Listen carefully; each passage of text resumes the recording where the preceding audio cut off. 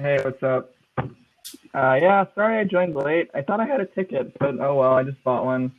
So yeah, as Anthony knows very well, I've been working on a website called watchmespendmoney.com. So what it is it's an accountability tool where you can like upload your expenses or like do like a flat integration with your bank account, and it'll post your expenses, the ones you want to share with the public, of course, on like a shareable link, so that people can go and comment on them and roast you for buying stupid things. So most recently, I did a small launch on HN. It blew up a little bit. It was up for 2 hours. I got 50 upvotes, but then I got flagged. So that was a bit sad. But I got like 50 signups. I was floored that people actually want to do this. I just thought it was a silly idea, but yeah, just right in that high. I dropped the link, but it's under like maintenance mode at the moment because I'm like switching to Postgres and like other technologies. So I had huge like scalability issues. But I can drop a preview link if you're interested. Is it watchmespendmoney.com still? That's a production one, and that's in like maintenance mode. Okay. Yep. I want the preview link. It was such a tragedy that you got flagged. Yeah, why did you get flagged? Why? I emailed the mod, and he said that yeah, just a bunch of users flagged it, so we took it down. So we don't really know why. I'm pretty sure it's because it wasn't clear on your homepage that they could actually sign up. I think it was that as well, yeah. It just wasn't clear enough. So they assumed they couldn't and then flagged it for that. But as far as I read the rules that the mod posted, you didn't break any of them. Yeah, I thought it was dumb. But you lasted until you got hugged to death anyway, so success achieved. You wrote out all the value you could have.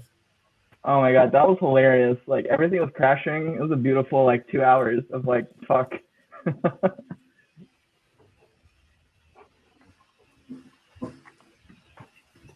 Cool. The idea would be it's kind of like a feed. So, for example, I don't necessarily need to go to a user's feed to see what they spent on, but as someone spends, I jump into my feed and I can see that, you know, this person that I'm interested in bought here, and then half an hour later, someone else bought at a certain time. Similar idea to a standard social media feed. Yeah, it's going to be like a standard social media feed. I'm trying to differentiate myself from Venmo. A lot of people look at it and say, "Oh, this is just Venmo, right?" But no, I don't think it is. You know, Venmo handles payments. You know, we don't do payments. We just look at what you actually spent money on, not like $50 on kale, which we all know is marijuana. Come on. But like, yeah. Gotcha. Yeah. That's a cool idea. Thank you. Appreciate it. But yeah, right now I'm just building out the technical parts of it. Like technically, someone could like my API is public right now, so someone could just delete transactions. So please don't do that. But I need to do some security things. So yeah, it's a good time. That might be something that needs to be addressed. Yeah, I know. I'm well aware. Gonna work on it. We want to Mr. Robot you. Nasty stuff. So I see a lot of users connected, but they are not in. They might be over at the networking now. I know that's what I'm thinking, yeah. A couple people got trapped over there. Still only 7 online, so they're probably just talking to each other. Actually, the networking part is... Very good. Okay. Hey, Rick. Hey guys. Hey. I was curious. I was actually been on for like 10 minutes. I was like, why is no one saying hi to me? It's like you have to click that. There's a button on the top. You have to click that. That's what I needed to do. It's like, okay, I'm being ignored. I leave now, but no. I didn't realize that maybe a no to whoever comes on. For some reason I didn't catch that. Yeah. Anyone's currently watching us, please click the blue button Share audio, video. Yeah. That's my tech head like myself. I can't believe I've missed that. Yeah, it's my first time here, so I just jumped on like 10 minutes ago, so I don't know what exactly is going on. Really, I know the gist of it, but yeah. Yeah, so right now we're just kind of doing a roundtable. So do you want to give us a quick introduction about yourself and what are you working on? Yeah, Rick Nassar, a growth marketer, more on the product side. It's in Ireland, so it's here on Ireland, you know. Yeah, and I'm working, actually, I got 2 contracts at the moment working on with a social media app for food, the cooking enthusiasts. That's one of them. It is kind of cool. It's very early stages, even pre-seed yet, and but built, and then we're launching official launch in the next 8 or weeks. So that, and I'm working to set up a mentorship program with a company called Hypergrowth. The guy is based in Bulgaria, but he's from Germany. So yeah, but I'm busy with that. Any questions? So, which of the things you're working on are taking the most of your mental focus at the moment? It's people, really. Like it's like the app is a bit of the CEO. She likes a lot of hands-on, so trying to handle that, it's a lot harder when you're doing it remotely. You can't, like, although I could see the video, but in many cases you can't. You can't see the entire body language, so you can't pass out the responses until you get an email later. It's like, oh no, I don't like that, or that's not what I agreed on. But yeah, or yeah, I wanted it that way, that kind of stuff. So that's the biggest challenge I've been facing. But on a product level, just trying to set up a for a better forward growth, like a launch campaign, and that's actually harder than I thought. It would be my first launch campaign for an app. I know in many cases it's very similar, but I'd love to throw it back at you guys if you don't mind, if you have any experience in that. You could say I pretty much haven't started yet. I'm just doing bits and pieces within the launch just to get, but I still want to do the campaign, the timeline, the schedules, and so on and so forth. Do you have more context about the product? What are you trying to do? Yeah, it's a mobile app, so I could share the link. I said we were live website-wise. Is that okay? Yeah, that'd be great. Sure. So I did some UX already on the website, just built it up a small bit, but I couldn't do as much. But you'll see what I mean when you see it.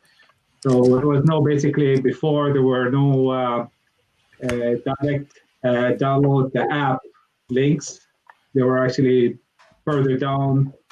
The friction was higher, so you had to click twice, 3 times to reach another page, and then you go to download. So the small UX stuff, there's customer-centric stuff, So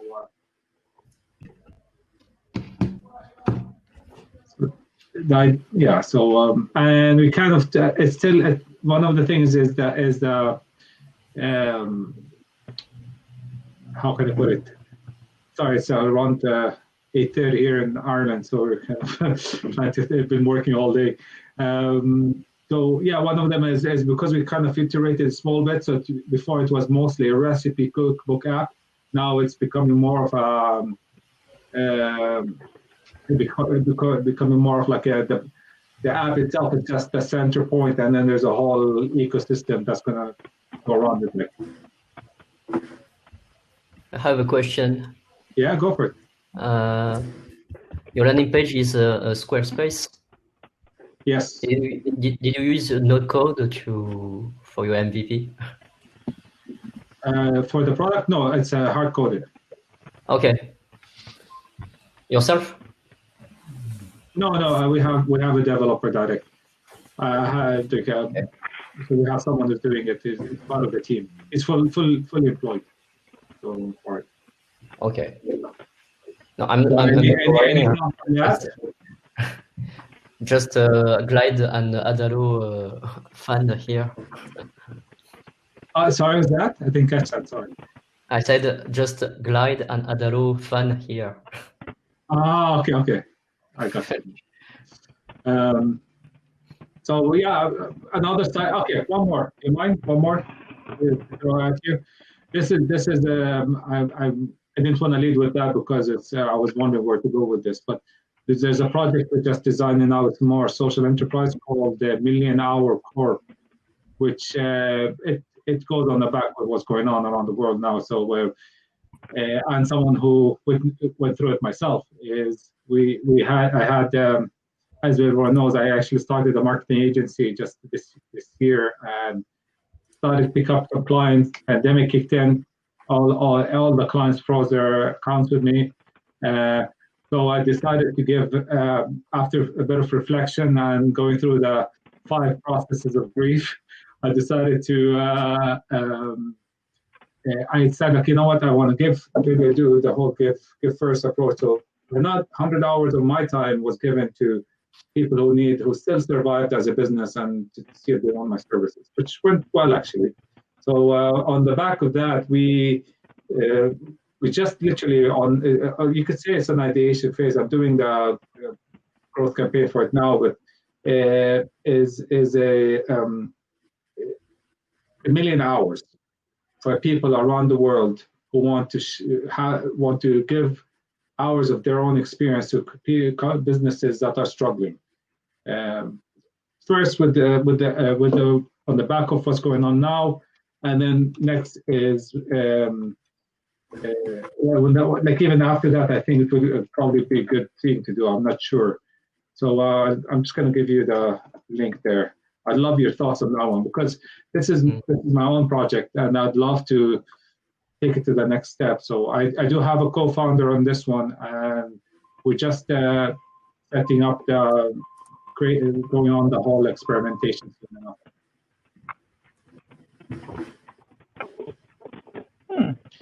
This is no code as well. I did if you noticed the URL, it's laden, so I went with the just to get some experimentation going before hard coding. Organically, I got some feedback, good feedback so far. With both the 2 products, it's getting the people in, like getting people using the product and building up the initial network that makes it valuable. Do you already have users on either now, or do you have a plan on how you're going to get them? Okay, on Culinear, we have around 300 users. It's very low, but mostly, as you know, like internal families and friends and some networks that some people found it on search.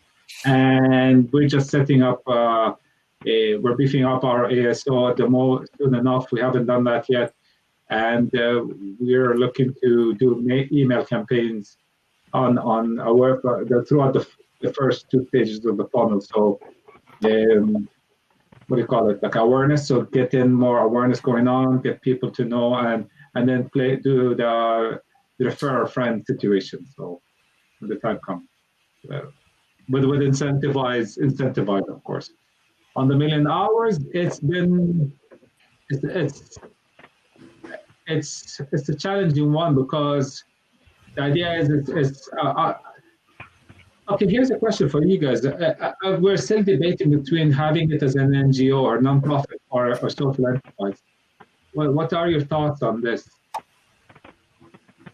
How would you actually be able to generate income from that particular platform if the work is pro bono?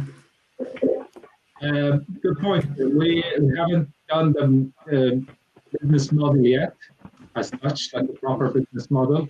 But the idea is initially now, like there's still, I could imagine it will be more sponsorships, but like, or if it's because it goes through routes. If you went to social enterprise sponsorships and tier level, like a freemium model kind of thing, the tier level support. So whereby if you want more mentorship level or more high level expertise with people who are more C-suite level kind of mentorships. Maybe there's a paid version of that. But if it's or on the side of if it was an NGO, like if it's a nonprofit, already connected with people in Google, and they say get your legalities out, and then they'll support that. So, like, which is so attractive, you know, when you have, because Google is based in Ireland, if you most people know this also. And luckily I have some people there, they genuinely, they want to say it without meaning it. So they said, but you have to get your legals through, and that's one of the hardest things is legality is a bit of a headache. I don't want to be cursing here, but yeah, you know what I mean. So I like the idea of, I like the base idea, for example, the idea of being able to, provide your services pro bono, but there also might be, because as soon as you offer the option of, say, like a paid platform, you then move into the idea of competing against platforms like Fiverr and Upwork. So in order to differentiate, I think it could be quite interesting to, like, say, for example, to have the option to engage others out there to pay for work, but because it's still in that kind of assisting COVID or just helping out businesses that are struggling, it could be, say, you can find freelancers or contractors or people who work full time who would normally charge $100 an hour, $150 an hour on these platforms, but because it's for a good cause, because it's to help out businesses that are struggling, the idea would be that you list yourself on the platform, but you offer your rate at, say, like a quarter of what you normally would, because, you know what I mean? So basically show the RRP, and then this is the price, because of RRP is basically the standard rate usually is, and then this is the rate in our platform because it's, as you said. Is that what you mean? Yeah, it could be appealing for those that are actually providing the work to go out and help nonprofits or NGOs or businesses that are trying to make a difference in the world, and they're happy to help out, but at a much reduced fee to what they normally would. I guess that's just an idea as to how the paid platform might be useful. I got you. Right. Yeah, it makes sense. I see what you. Thanks. All right. Hey, Daniel, welcome to the chat. Hey, everyone. Enjoyed listening to you present, Rick. Thanks. Oh, thanks. Well, it's off the cuff. I didn't even think about presenting anything. But yeah, thanks, guys. Thanks, guys, for letting me share my experience and what I'm working on now. Try to give a quick self-intro, Daniel. Yeah, hey, everyone. So I'm a software dev and technical PM at a real estate startup. I've tried and tried and failed at some kind of like individual projects, and I've been pretty heads down on building like a broker dealer for my day job. And like now that's kind of shifted, I'm looking to disconnect with, see what other people are building, kind of get a little inspired to get back to some of my side projects and everything. Welcome. You're in the right place, I would say. Yeah. Thanks. Have there been any projects that you've started on in the past that maybe you've kind of just fell flat, or you haven't had the time to devote to? Or yeah, so something I'm really interested in is security deposits. So I'm not sure where everyone's based, and I know that certain countries have different options when it comes to renting apartments.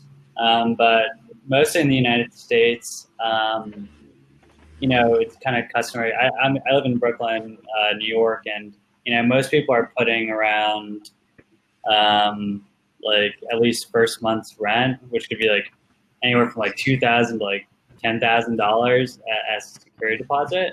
So that's like a large amount of money, but it's also a pretty big operational headache.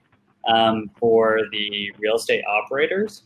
So I'm kind of just trying to build out like a super simple, I mean, I had done like one run of just like this, kind of out of the box, like React, like admin thing where you kind of just generate like the models and, you just get like an admin GUI, but I kind of went back and so I'm a Ruby on Rails developer, so I'm trying not to do as much React now. So, just do it all with just like templates and everything, but incorporating like blocks, which is kind of what we're doing at our kind of company now, to build out just like a super simple, admin kind of dashboard and try and solve like the tracking, because I think the biggest competitor right now is like an Excel spreadsheet.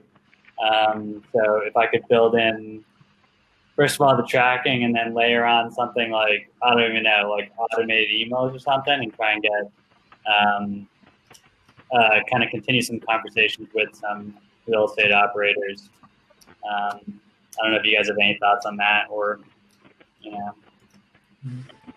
have anything to show about it? Sorry? Yeah, would you have any like anything to show? Like, is there like a website? Yeah, for sure. You go to like www. I'll drop the URL real quick.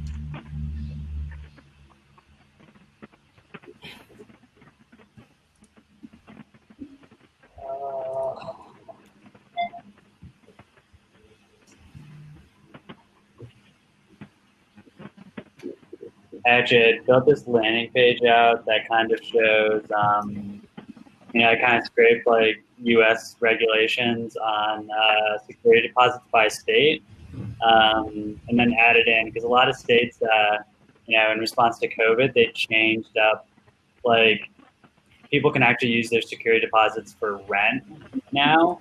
So I just, yeah, so that doesn't really show any of the dashboard or anything, but yeah.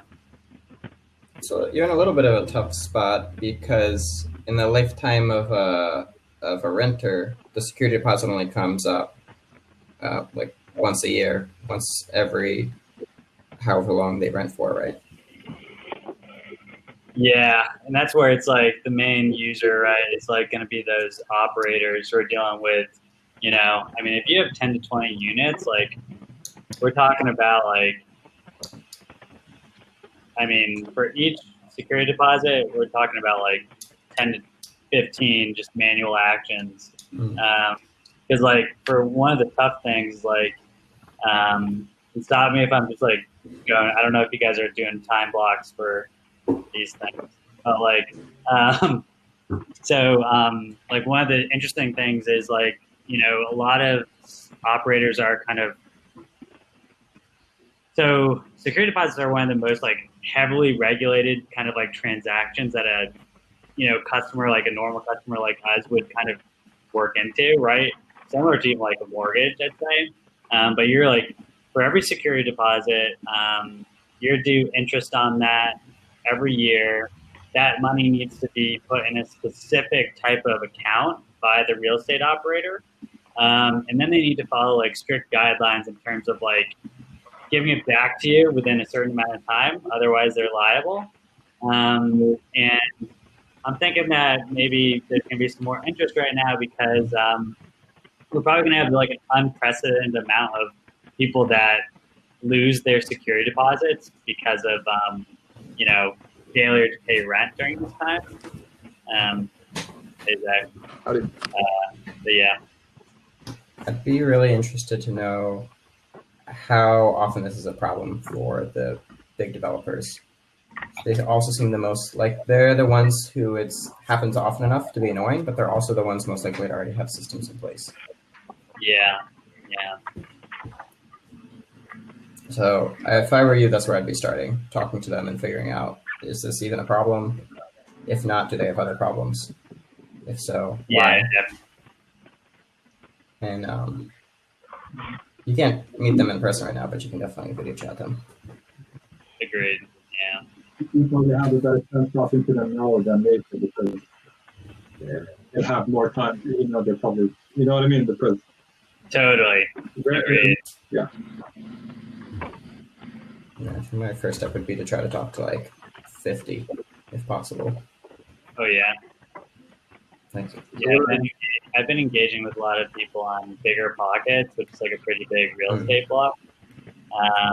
So kind of started some conversations there, but nowhere near the 50 number. They say n equals 30 for like statistical significance, right? Totally. So if you can get that many, one, like you have a better idea what to build, but two, now you also have a bunch of like relationships and potential first customers. Yeah. So what did I just walk into? I wanted to say hey. Welcome, Zach. We are just doing a couple short self intros. You wanted to introduce yourself as well and what you're working on? Sure. Yeah, I'm Zach. I joined the Indie Hackers group like a week ago. Working on a bunch of different things at once. I'm a student. I sort of an entrepreneur. I'm pretty non-technical myself, but semi. I am operating a builder studio that we started this summer. It's completely virtual. We're working with 8 early stage companies, and we have 80 interns. We're just building software products. That's like the main thing. Side project. Started a Hotsauce brand. Cool.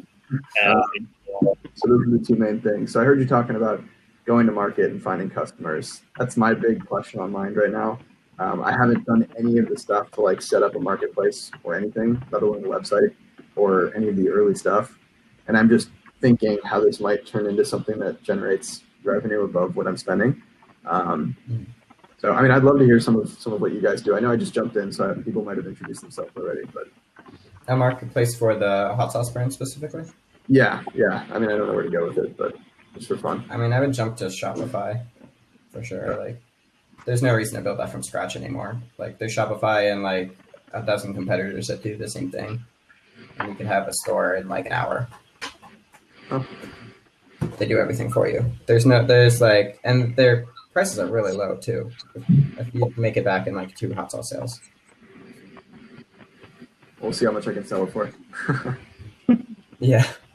So where are you all? Depending on this, where are we? Yeah. Great question. I'm in upstate New York. Okay. I'm in San Francisco. I'm in Glasgow in the UK. I'm in Brooklyn. All right, you go, Jared. Where at? I guess I cut Daniel off by mistake. Sorry, I cut you off, Dan. It's I'm from Ireland. Okay. Daniel, where are you from? How's that? Brooklyn, New York. Okay. I'm in Southern California. So we're spread around the country and in the UK as well. Nice. 2 continents represented. I like it. So how does this work? Is it just anyone can come through and Pretty much. Normally, the idea is that kind of all take turns talking about what we're building or what we're working on or things we're struggling with. You said you've got a few things going on. I think it tends to be quite common that, some people might be working on 2 or 3 things at a time, maybe like some side hustles.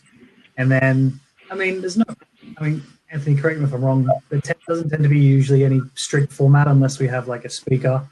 But yeah, I think it's more just like talking about things you're struggling with, and like I think you probably started off the best place possible to be like, I'm trying to figure out A, whether or not there's a demand for my product, and then B, going to market, how I actually get it out there in front of people that are interested and have the potential to buy. So yeah, I think that in itself is a pretty common theme. It's like, how do I find people who want my shit, Exactly. So what is it that all of you are working on? We've got a mix of really early stage ideas, which would be like me, Rick, Daniel, Michael. Johns has an SEO consulting company. Mike had a launch last week for a product called Watch Me Spend Money that got a lot of attention and then crashed under demand and then got kicked off of Hacker News. Daniel's working in real estate, like technology. Rick is working on 2 different projects. one having to do with like recipe sharing, and one about donating your time at a discount, for kind of a broad overview. Awesome. Wait, so what happened with watching me spend money? Right. So I'm not going to give you like a technical post-mortem, but I'm doing some really stupid things that don't work at scale. Yeah, that's just the gist of it. So yeah, I posted on Hacker News. People started like commenting my transactions. It was great. They're having a good time. They were trolling me. That's what I wanted. But it didn't. It appeared that I was like breaking some rules because people couldn't tell that they could sign in. So they just thought it was like me like collecting emails. So I got flagged because if you just collect emails, that's against the rules. Right. Yep. Stuff. I like the idea though. Thank you. Appreciate it. Yeah. I think communities like this are really awesome. I mean, if there's anything I've learned, it's that early stage companies and building out ideas is like the most fun thing. I don't know. When did you all start your entrepreneurship journey?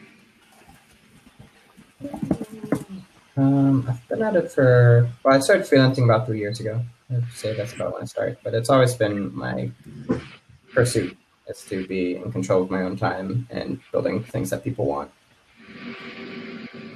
I like it. For me, it was Rick, please. You've been interrupted all day. Sorry. 2000. I'll be quick. On first business, but if that's what you're asking, like, but been doing it for a while. Many obviously like the usual, like I've started quite a good number of companies, but only one success story out of, well, okay, it taught me a lesson. That's taught me a lot. So yeah. All right, John. I'm finding it a bit difficult to hear you, Rick. It's just a bit muffled. I'm not sure if that's common for anyone else. Yeah, I'm having a tough time. Same. Maybe even just having like a mic near you, or maybe there's some surrounding noise.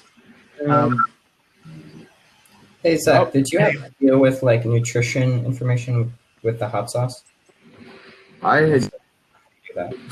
so the packaging itself. I mean, this is just friends and family kind of thing. I give it away for free right now. Like I've just been getting feedback. So like I've been doing a lot of networking, just meeting people around the country and around the world, I guess, and sending hot sauce to them. It's not the most cost-effective thing because shipping through FedEx is very expensive at the point. Especially I'm in Southern California. I'm shipping to like Seattle. It costs me $20 to ship a 1 pound bottle of hot sauce. It costs you $20. 12 to 15, whatever it is. That's still expensive. Still Does that expensive. little bottle weigh a pound? What? That little bottle weighs a pound. Yeah. Damn. Maybe like point. Have you looked into So the question What's on that? everyone's minds is, do you have enough to share with the class? Well, I have. This is the last remaining of the last batch. Darn. To ship it would be very expensive. $12 for shipping seems out of line. There's got to be a cheaper. Yeah. Yeah. So What is USPS priority mail like? Because I think potentially, I mean, I'm sure you ran the costs on it. Those are just tough margins. I ran the cost benefit for me, and it was just with USPS. I've had damage before, and I just don't. I don't know. I was worried about. I'd pay $12 for a bottle of good hot sauce, but I wouldn't pay $12 in shipping and handling in addition to whatever that hot sauce costs. Right. Like, I would pay $30 for hot sauce. Zach? So I don't know what Shopify really does. I've heard that from a few people now, but I'm trying to figure out the best way to produce this. Get it out. So. Yeah, they won't do your fulfillment for you. They'll only handle your orders. Rick, I think you're on silent now. I don't know if you can hear me at all. Can you hear me? No? Oh, yeah. Okay. Sorry. How is that? It's Is it clear. That's kind of coming in and out. Is it better than before? Oh, yes. Yep. Okay. Yeah. Zach, I have two questions for you. Amazon, have you looked into Amazon and like the shipment, whatever they call it, the shipping? FBA, Amazon FBA. Yeah, that's it. Yeah. And what's Scoville score on your hot sauce? Okay, so I've it's been flexible. So I grow hot peppers in my backyard. Okay. It just happens. One time, my dad really likes smoking meat, so like barbecue, and I was experimenting a little bit. We just started growing these peppers actually during COVID, and so we had our first, fruitful harvest for this. This has the ingredients of this. I haven't written down somewhere. There's a ton. I like trying out new flavor profiles and things, but this has Carolina Reaper, ghost pepper, castilla, ancho chili, serranos, and then it has a bunch of different other spices and garlic, onion, vinegar. I prefer apple cider vinegar for making it a little bit sweet, but it's like sweet, smoky chili sauce. So there's liquid smoke in there to bring it to have that like barbecue type flavor. So it's really good on anything. That's why I think it could be something fun to just make into like a little business on the side. Yeah. But yeah, I mean, so when I say ghost pepper and Carolina Reaper, it's not like a million Scoville. It's like hot, but it's not hotter than like a pure habanero sauce, which I've made before. It's because I'm cutting it with a lot of other ingredients. So like, yeah, we're using the peppers, but it's not pure, pure Gotta play it off. That wouldn't be enjoyable, right? That's true. If you're growing your own peppers, are you a bit limited on how much you can produce? Yeah, so that's where the cost comes in. If I want to produce it on like a bigger scale, I would need to go buy a bunch of peppers. Okay. So you could source the peppers from a third party. It wouldn't ruin your secret. Farmers market. I mean, a secret sauce doesn't really make sense if it's already sauce. But I mean, secret's pretty relative. I mean, I don't mind. I just want to share good food with people.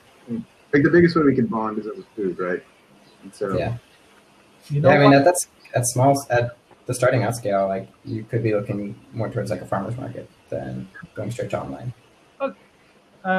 Like it's storytelling, like you probably could play the scarcity game, and it's like these are like only a limited amount of bottles being brewed and bottled in my dungeon down like somewhere. Like come up with some sort of a story behind it, and just play on that. I mean, like Anthony said earlier, it could be it's probably a highly competitive market, but if you play the scarcity game and topped it off with a good backstory, there might be something there. Yeah, that's a good point. Are you making the batches, and like have you gone through the process of like the health and food standards yet? No. Okay, that's probably going to be the biggest roadblock. That's a good point. Gotta get that commercial kitchen access. Like if you're doing a farmer's market, you might not have to do nutrition facts, but you probably still need to have a commercial kitchen if you're cooking. But you can Would rent that be them. the FDA in the US? In the US, it'd be the FDA, yeah. Yeah. And then it varies by state. Gotcha. But if you're a student now, you might have access to a commercial kitchen you could use on campus. A lot of, especially if they have a culinary program. And there's also way more food startups now than I think there ever have been, and so it's becoming more possible to like rent commercial kitchens by the hour versus building one. Oh, that's very cool. Right. I think like the Uber guy had started one called Cloud Kitchens. I don't know if that was that for mass? Was that anybody could rent a kitchen, or was it like specifically they were behind like a pretend restaurant that only delivered? Yeah, I thought it was the latter, but I haven't seen how it has changed. But that was Similar by the shared kitchen. I'm sure there's something like that. Really simple by the hour. I'll check that out. You definitely want to build a kitchen, I would think. At least not right away. I appreciate the advice. So I was asking, how did you guys start your entrepreneurship journey? Like where? And I cut some people off for sure. So I think Rick, you were gonna talk a little bit about your background. Yeah, like no, I don't know if you heard how much you heard the last time. We'll keep it short. I started, and I'm just trying to remember. There, I started maybe early 2006, my first business. I probably did around 14 startups, and the one did well. Not amazingly well, but I managed to sell it off, which is fine. Spent most of the money already, so that's fun. On starting other businesses, which didn't do it. But no, basically, it was almost my last one. This is my third. Like after the last good one, I've started this. Literally started recently. You see it on the links on the side there. It's called Million Hours Corp. It's more of a social enterprise, and it's very. I'm still early days, so can't really complain. But I moved into mostly mentorships and supporting like startups through TechStars programs. If you know TechStars, if any of you know TechStars. So I work with TechStars a lot here in Europe, mostly. Have you seen anything cool come through one of the TechStars cohort recently? Here, there are a few actually. Yeah. But I'm going to say what I see here in Ireland, mostly, or Europe. Like in Ireland, we have 2 years ago, no more, sorry, 3 years ago, a company started as pay-as-you-go disposal. So basically, garbage company.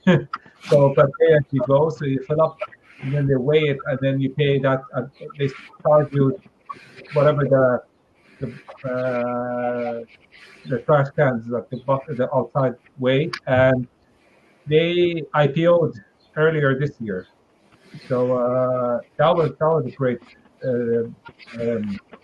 success story, really. And yeah, I mean, I am not explaining very well, but that's the basic essence of it. And I still remember I facilitated that event that week, and no, I can't believe it. I saw that happening in front of me. There are a few. Because you caught me there, I can't remember not off of my head, but there's a good few, but mostly food-based. Like there's a lot of good few food-based ones. Coloring, like vegan. Europe is big. There's a huge vegan community in Europe. One girl, she's just started her own vegan yogurt in Ireland as well. Actually, come think about it, and she's a food scientist, so she has a good. See, that's another thing. Teams seem to be a huge importance, and what she's falling short now, not out of choice, is co-founders. One of the biggest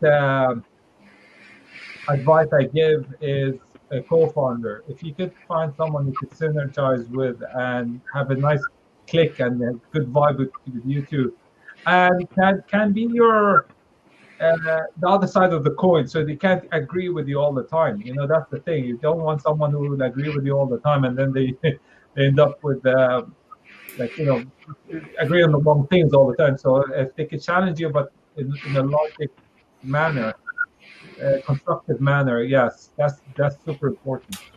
So that's one of the, especially at such an early stage of a startup. So and time, that's one of the biggest things. Like most of these companies is just they were at the right time.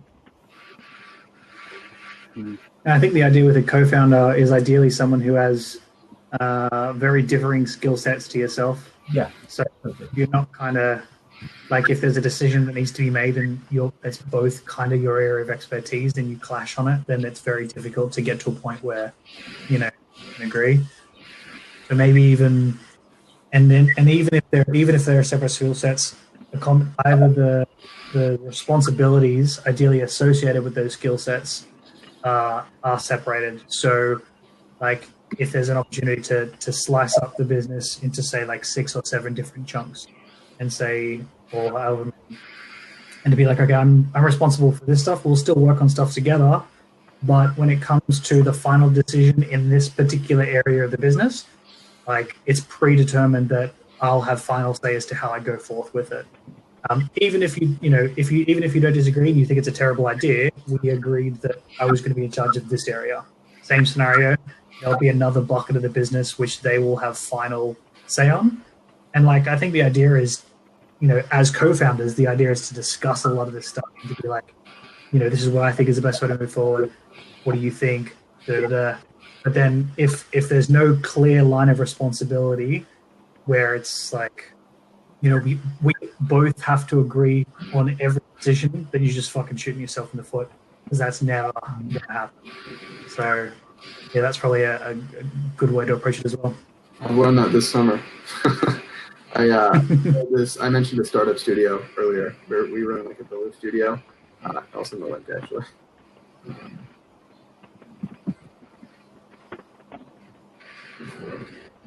So, it just came about through COVID. We saw that there was this need for early stage companies and also students. And so, like I mentioned that. And it was started by just 6 friends. So 2 of my close friends and then just people from high school that they knew. And we're running into that exact problem right now where, we don't all have the same vision for what it is. Some of us are going to probably split off and run like an incubator studio or something in the future. We don't really know. But it's been awesome. We're building stuff from the ground up. And I think the experience in itself is something. But one of the biggest issues has been the co-founder situation. Who does what and splitting up the work and, personalities mixing together for making decisions. So, I find that pretty interesting. What sort of trends are you all in not only the companies you're involved with, but like in the space in general with ecosystems?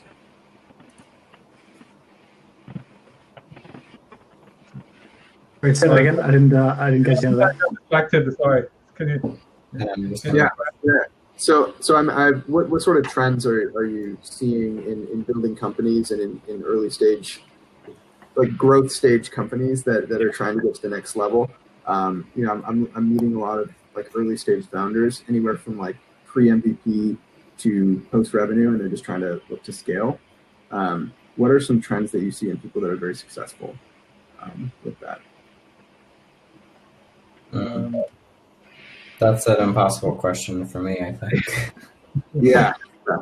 I never know who's going to be successful until they either are or they aren't. And like even what is success, that varies by the person as well. Like people probably, I guess, ship often, and next time you look at them, they've always seemed to have like progressed to some next level faster than you thought they would. Beyond that, I'm not sure. Maybe just like being really open to failing quickly. In other words, like I think it's fairly common to come to a point where you're at this position where you have like 500 questions that you don't know the answer to, but they all need to be answered in their own respective areas. And ideally, like if you're able to follow some kind of a fairly simplistic A/B testing process, not necessarily A/B, but just let's try this, and if it fails, let's fucking shut it off, let's gut it for parts and move on to the next thing. And yeah, potentially, well, ideally being able to commit to a particular path, but knowing what the definition of success is and what the definition of failure is before you start. And then if it gets to a point and then you're kind of like, okay, this isn't working, let's not commit to this for another 6 months, 12 months, and realize that we already knew that it was the bad way to go. And then, trying as many different areas as possible, but not being afraid of failure, because it's just another potential learning experience that you can apply to the next thing. How about trying to go unconventional ways? In what sense? I think the question was like, what kind of new trends are there in a kind of startup life, or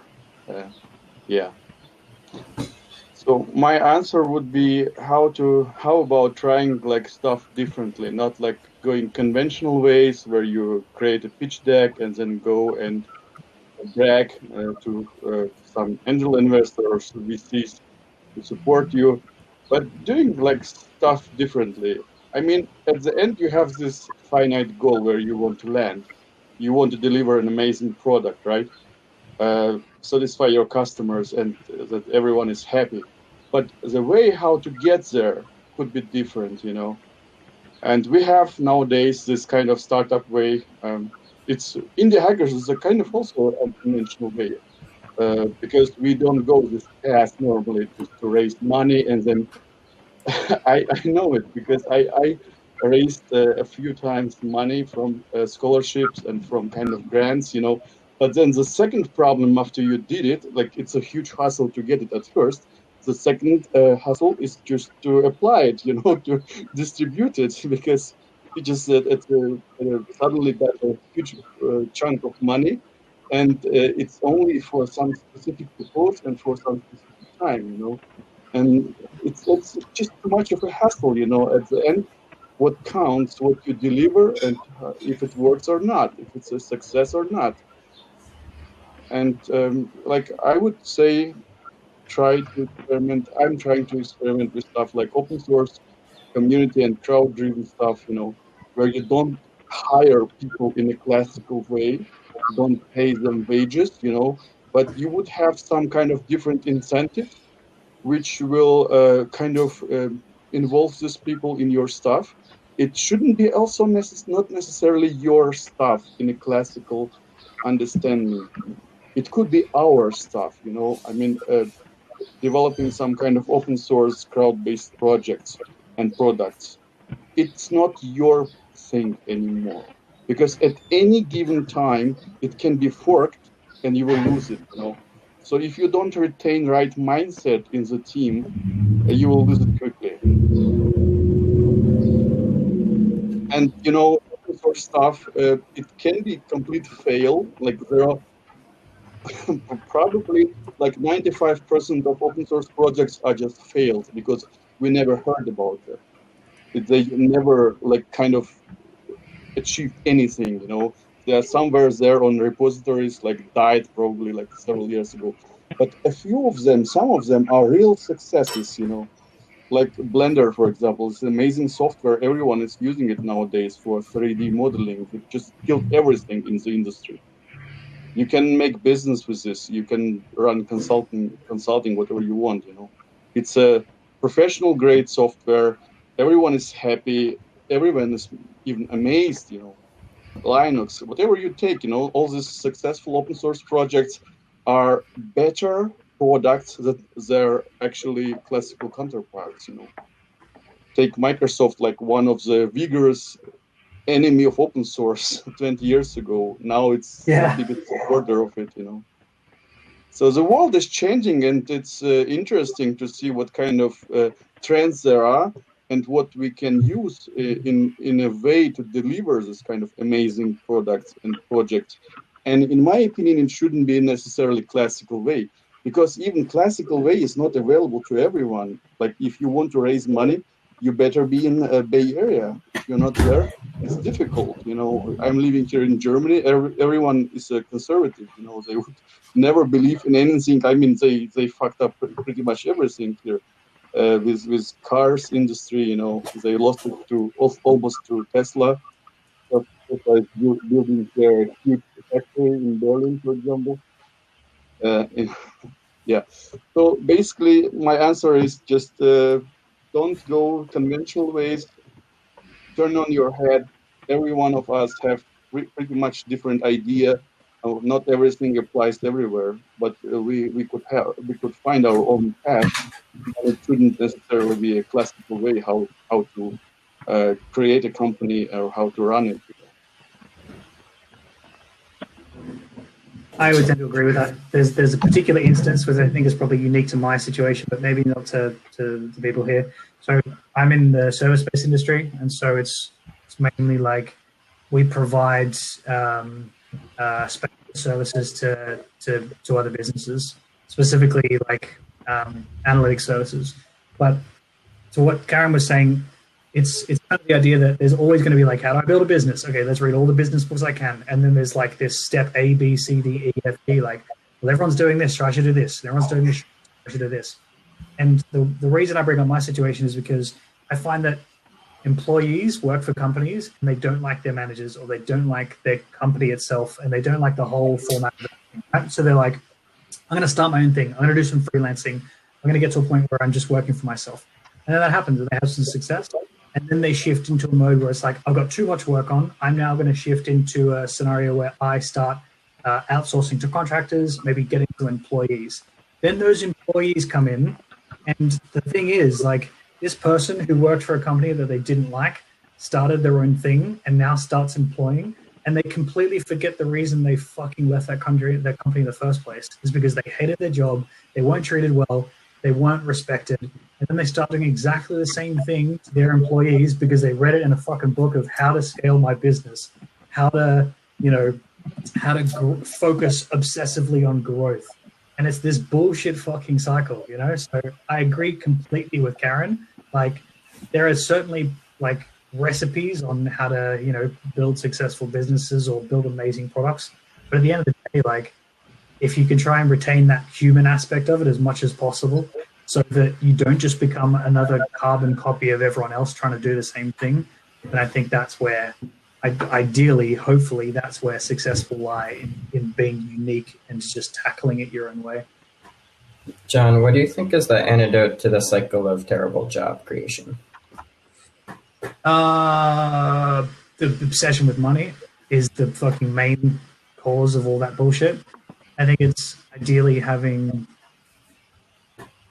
it's probably continually trying to see yourself in the people you employ, and ideally providing others with the sort of job that you would love, which is very difficult to do when your own business is struggling. Like, if you're just trying to keep your business afloat, you're constantly thinking, how do I get the most out of my employees?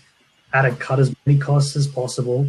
How do I extract as much value from all of my fucking, you know, clients or customers? And I think it's that, like, and it makes sense though, because, you know, you can tick all the boxes with, you know, providing an incredible product and looking after your employees, and that's all well and good. But if the business isn't making money, then it falls apart. So it's understandable why that's the case. I mean, yeah, ideally, a business or a business would get to a point where they're successful in a certain area, and then they instead focus on, you know, let's have, you know, 5x revenue in 3 years' time. Why don't we just focus on 2x revenue in 3 years' time, but focusing on retention of all my employees or all my staff as much as possible, because that, I think, is a much safer and much more ethical long-term strategy.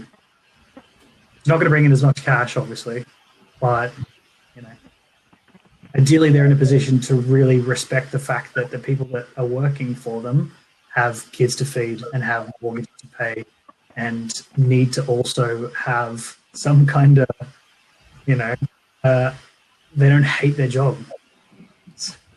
I mean, that'd be ideal, but it's tough, understandably. Yeah, there seems to be a huge disregard for like the responsibility of having an employee. Like, you've agreed to be responsible for their livelihood for the duration of their employment. It's a large responsibility. Yeah, I'll be very hesitant to employ anyone before I really know that it's going to be a sustainable enterprise. Definitely not in full-time capacity. It's a little bit weird, the psychology that changes between hiring someone for a gig, like hiring a freelancer, even if that freelance gig lasts for a long time, versus, hey, Johnny, hiring an employee. Yeah.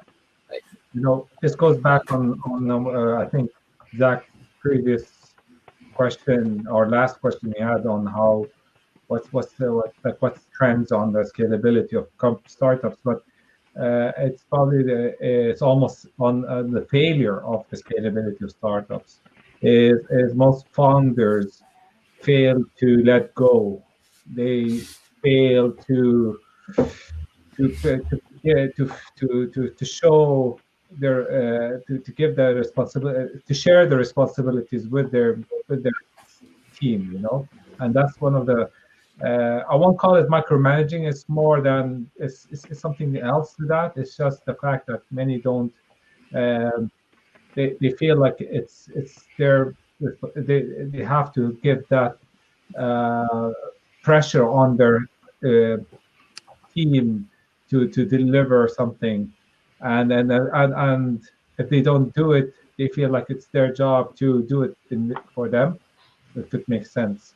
And there's a lot of responsibility, like a failure on that one when it comes to founders. That's one of the experiences I've faced.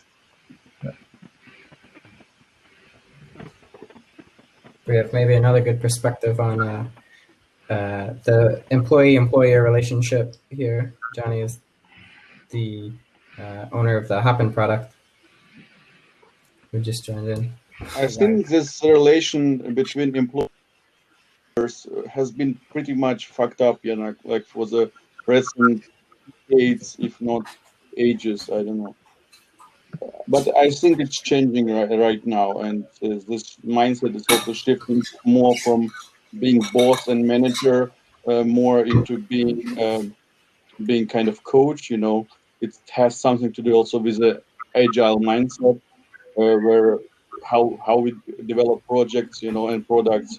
But it just the whole mindset. You don't treat people. Basically, this is what John said. You just have to treat people as you want to be treated.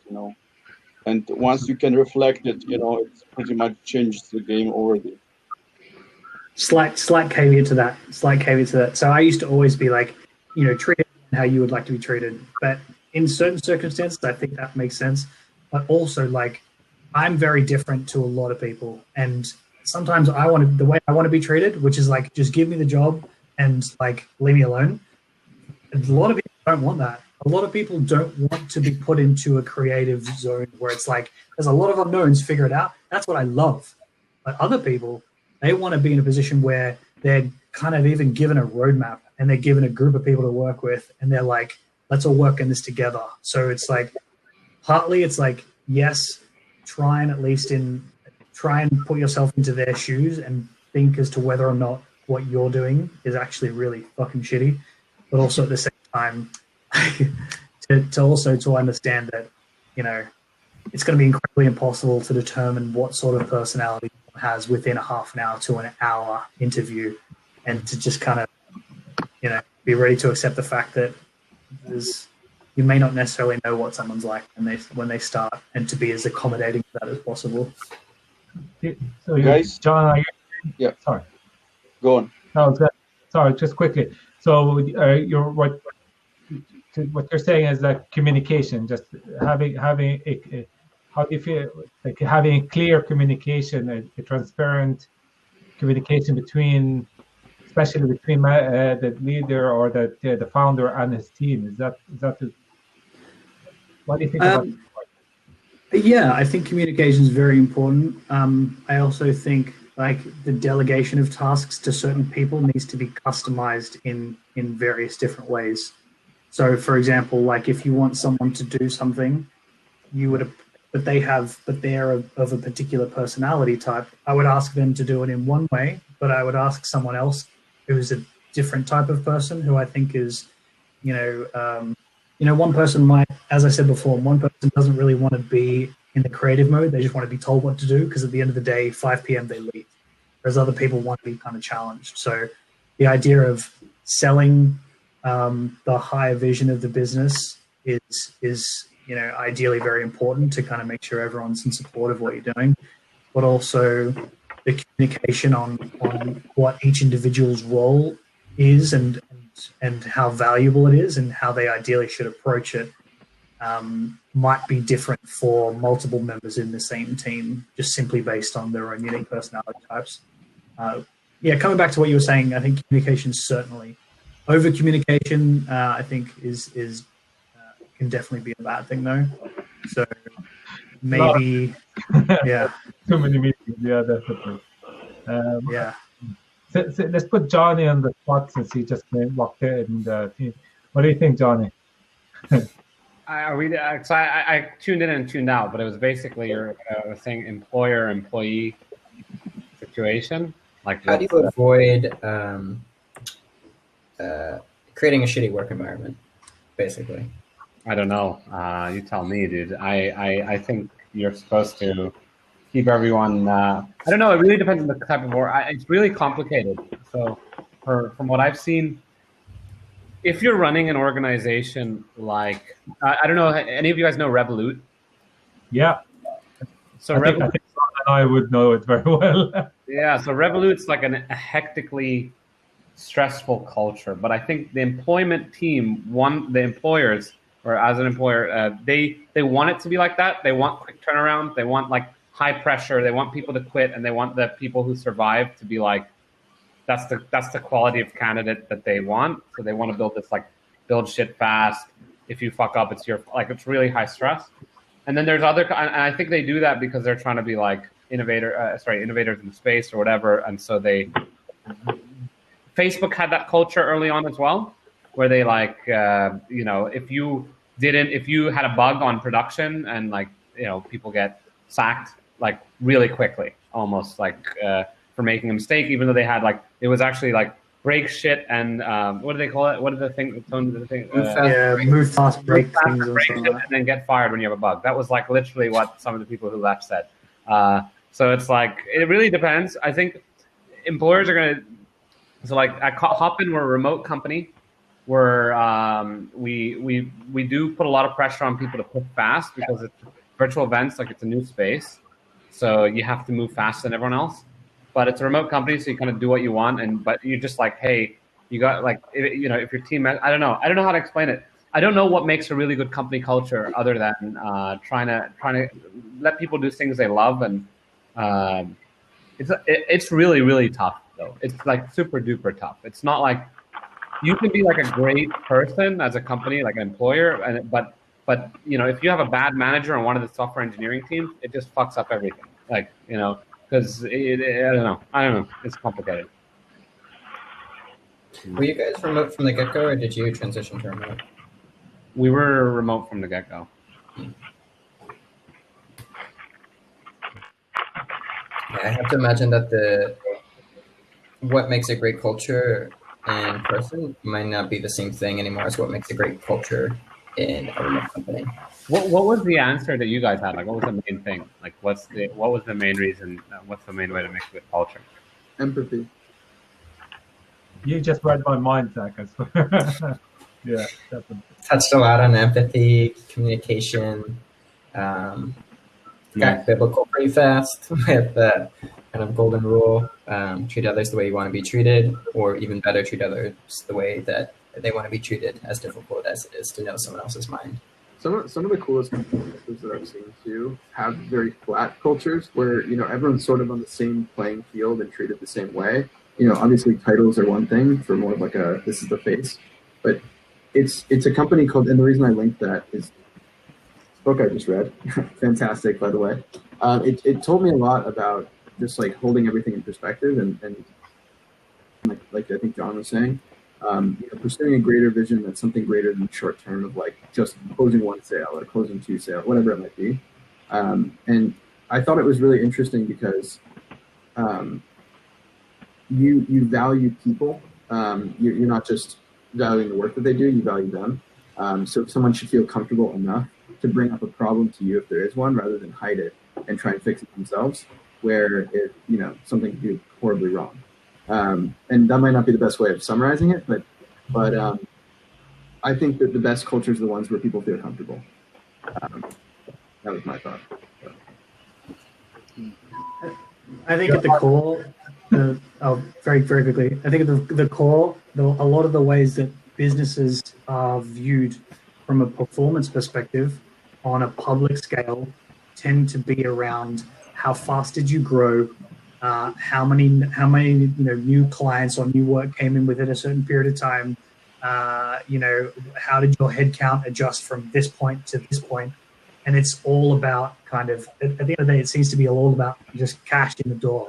How quickly are you, expanding when it comes to market share? How much money are you bringing in, that sort of stuff. But I think ideally for a company to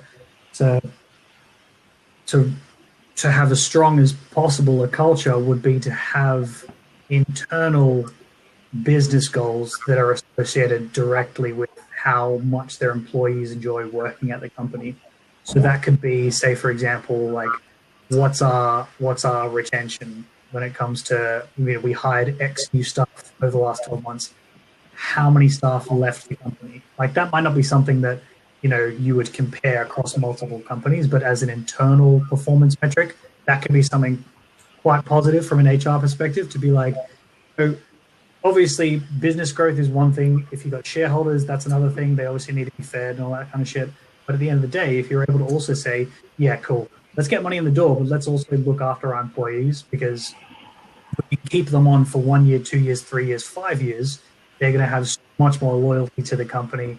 And sure, you might be leaving a shit ton of cash on the table because you're not drilling them to constantly, produce and focus on that one North Star, which is ultimate financial growth.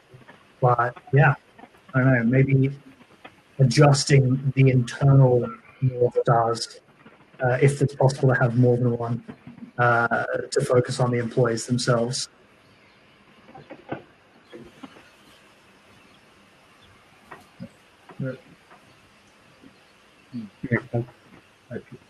I guess to finish off, sorry. I'll give you two stories, a good one and a bad one, I guess, since I'm probably one of the oldest people in this group. So there's the bad one is, like, this is a big company I worked in, a corporate company, to say.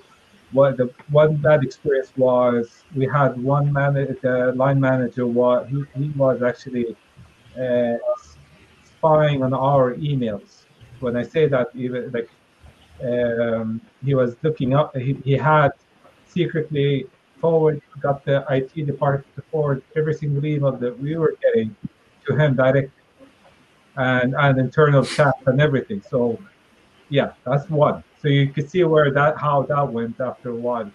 And but then on a good note is when I was one of that team, and then I went to another team whereby my new line manager was in the same company. This is the funny thing, is it's in the same company that stood with us, like, on anything that went quote unquote wrong. So he took responsibility to the management that which made us, like, and then we sat as a team and we discussed everything that went wrong without pointing fingers. So it was like a round table that we're doing now. And then, but he went and say, I'm in charge, I'm responsible, come talk to me, not to this person, about something that went wrong. And that made us respect him. Like, we almost would do anything for him then. It felt like great leadership. That was, it felt good, and I still remember to now how it felt. So maybe, like, imagine if you're the founder who does that. You're the founder who, someone fucks up. You go, okay, let's sit down and see what's with that person first. Like Anthony said, is, for a better word, like empathetic communication. You know what I mean? So you speak to that person and approach them with an empathy. It could be beyond just a situation like what happened it could be all the way back at home or something, Yeah, it's a really good benchmark about, like, blaming. What happens when something just is totally wrong? I had this one story that, like, I was on this development team, and it was like, so there's a feature called, like, get blamed, so you can see, like, line by line, like, who messed up. Wow. And, like, we had this, like, production bug, and the first thing, there was this, like, one guy, like, on the team who was just, like, pretty grumpy, and, like, it's just like, all right, great, we get to go out to the get blame, and now, like, we get to, like, make, shit on this person, kind of. And I was like, that's a terrible, like, way to do it. And that's where, like, now when something goes wrong on the team, it's just like, all right, this is, like, our problem, because it's, like, really could be any of us. But it makes me think of that, like, tool, and it's, like, so easy to, like, see who did it, but it's like, okay, but you don't have to react and be like, perfect, we got him. That's why I love this software, so we can find the exact person and just, like, I don't know, throw stones at him, kind of. but I don't know. Maybe that's what it made me think of. Why would complain about our former employers? I was on a DevOps role, and our customers were banks, so they're very, sketched out by, like things going down, like even like a little bit, like Fargo, and their SLA with us is we want your shit to be as available as our ATMs are. That was the rule they gave us. What that meant was, on the DevOps team, you could only deploy things from 12 a.m. to 2 a.m. Pacific, and we have an office in New York, so they had to deploy things from 3 a.m. to 5 a.m. Eastern time. Oh my god, that was great. That's terrible. Yeah, I have a friend who still works there, and he got paged at 4:30 in the morning because no one knew how to fix something, and he wasn't even on call. And then my former manager, gave him shit for it. Wow. Yeah.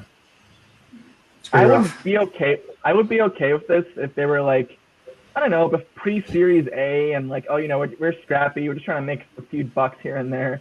They were Series E, they're worth $1 billion. Like, cut us some slack, Jesus, Yeah. Sorry, some people have better time. No empathy. Yeah. So how many people do you work with? Like, what's your team numbers if you work with teams? I'd love to know. I'm curious. When I was there, we were like 8 people, and there's one guy in New York, so 9. Nice, cool. Yeah. Company was about 400 people in total. Okay, cool. What about the rest of the guys here?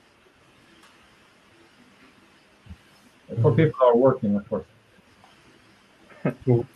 We're 90 people at Hopin. 90. Yeah. That's big. From our tech team, it's about like 10 to 12, but that includes like internal and some external guys. But yeah, 10, 12. 2. That's cool. I have 0 full-time employees, but I have about 6 or 7 contractors that might be active at any one time. How is that for contractors? How does that work for you? Great, like really good. So basically, as I mentioned before, service-based. So anything between ongoing retainers to contract work to just short-term stuff, jump in and make some changes and hand them back the keys. But the reason why I really like the contractor structure is because as long as I demand payment in full up front, and that could be on a per month basis, or maybe it's 50 up front, 50 later, or I don't know, 40, 30, 30. The idea would be that if I'm, let's say, for example, a retainer, so the client pays us every month, and they pay us before the month starts. And then as soon as we receive that payment of the invoice, I then pay our contractors in advance straight away.